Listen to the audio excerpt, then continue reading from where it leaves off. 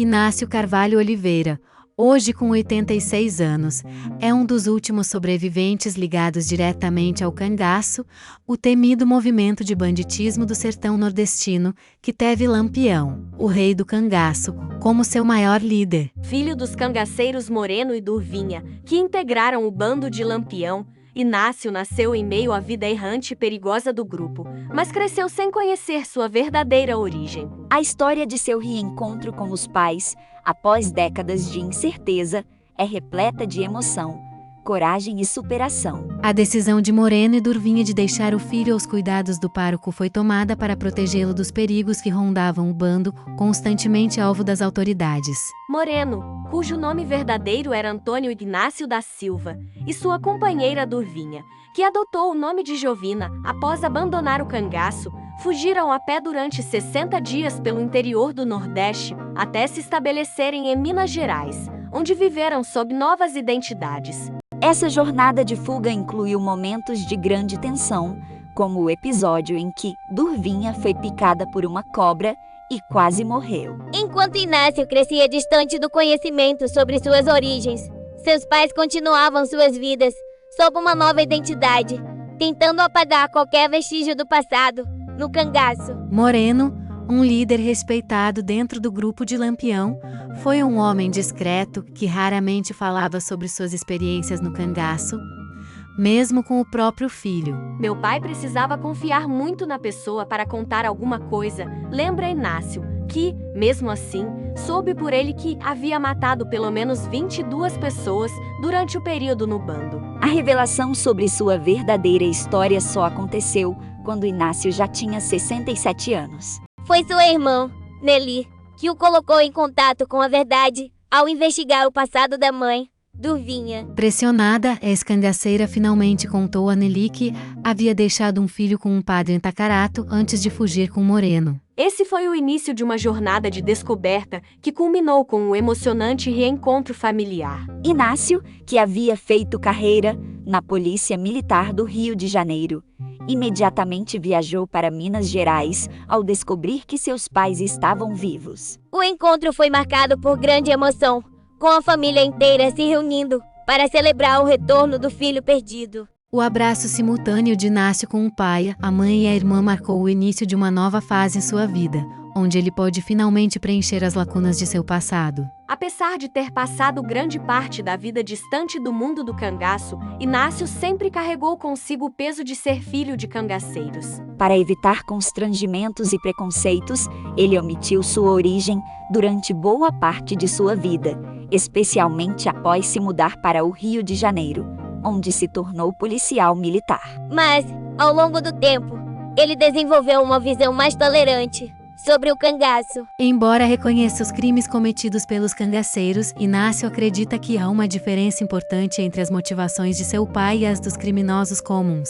Eles roubavam para sobreviver e ajudavam os mais pobres, explica ele. O cangaço, para Inácio, foi um reflexo das condições sociais e políticas do sertão da época, onde Lampião se tornou uma figura tanto temida quanto admirada. Para o pesquisador Geraldo Antônio de Souza Júnior, especialista no tema, Lampião permanece uma figura controversa, gerando debates acalorados entre aqueles que o veem como um herói popular e aqueles que o consideram um bandido cruel. Herói ou bandido? Uma resposta que jamais será unânime, mas que continuará ecoando através do tempo e atraindo curiosos e estudiosos, afirma Geraldo. Hoje, Inácio é uma das últimas pessoas vivas que podem relatar em primeira mão o impacto do cangaço. Ao lado de Expedita Ferreira, filha de Lampião e Maria Bonita, ele carrega as memórias de um período turbulento da história brasileira. Ainda lúcido e saudável, Inácio vive com sua esposa Maria Odete Moraes Carvalho, em Vista Alegre, na zona norte do Rio, onde desfruta de uma vida tranquila, longe das sombras do cangaço que marcaram seu passado. O personagem principal deste relato é Inácio Carvalho Oliveira, um homem que, embora tenha nascido no cangaço, carregou por muitos anos o peso do desconhecimento sobre suas origens. Ele foi deixado pelos pais, os cangaceiros Moreno e Durvinha, aos cuidados de um padre em Tacarato, no interior de Pernambuco, com uma única pista: o nome de seus avós. Para proteger o bebê das volantes, grupos de combate ao cangaço, os pais o entregaram ao religioso e partiram, mantendo sua verdadeira identidade em segredo. Décadas depois, já reformado como policial militar no Rio de Janeiro, Inácio se deparou com a revelação que mudaria sua vida. Sua irmã Nelly, durante uma conversa com a mãe Durvinha, soube da existência de um irmão que havia sido deixado com um padre quando ainda bebê. Movida pela curiosidade e pela vontade de conhecer o irmão, Nelly entrou em contato com a pequena cidade de Tacarato e deixou um recado para que ele a retornasse. Quando Inácio ligou de volta, ainda cético sobre a possibilidade de encontrar seus pais, a conversa revelou algo surpreendente. Ao perguntar o nome da mãe, Nelly respondeu Jovina Maria da Conceição. Mas foi quando ele fez perguntas sobre detalhes que somente sua mãe biológica saberia, como o apelido Durvinha e o termo arrasta-pé, um tipo de dança do sertão, que a confirmação veio. Do outro lado da linha, Durvinha, emocionada, reconheceu o filho perdido. Esse momento representou a realização de um sonho para Inácio. A emoção foi tanta que ele não esperou e viajou imediatamente do Rio de Janeiro para Belo Horizonte para finalmente reencontrar os pais e os irmãos que desconhecia. Chegando à casa da nova família, foi recebido com festa e abraços. Para evitar qualquer mal-entendido, o primeiro abraço foi dado simultaneamente no pai, na mãe e na irmã, que simbolizou a união daquele núcleo familiar que, por tanto tempo, esteve separado.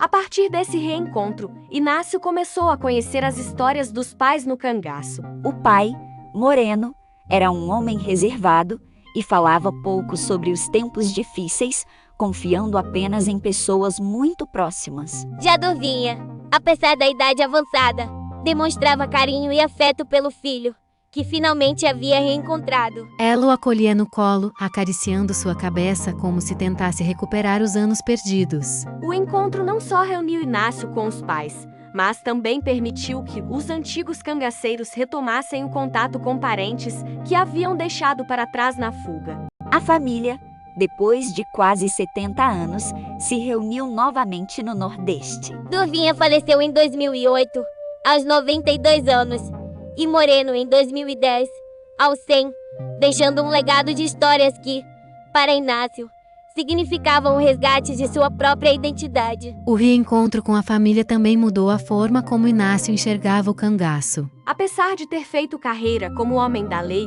ele desenvolveu uma visão mais compreensiva sobre o movimento. Sabia que, embora seus pais e outros cangaceiros tivessem roubado e matado, suas motivações eram diferentes. No cangaço, os saques serviam para a própria subsistência ou para ajudar os mais necessitados, especialmente quando se tratava de fazendeiros opressores. Inácio recordava as palavras do pai, que dizia que Lampião não era mau, apenas agia com brutalidade quando algo lhe era feito de forma injusta. Esse reencontro finalizou uma trajetória marcada por incertezas e lacunas, mas trouxe, ao mesmo tempo, a oportunidade de Inácio entender e aceitar sua herança como filho do cangaço. A história de Inácio é um reflexo de como o passado pode pesar sobre a vida de uma pessoa, mas também de como a busca pela identidade e pelo pertencimento é capaz de transformar até as narrativas mais dolorosas em momentos de reconciliação e paz.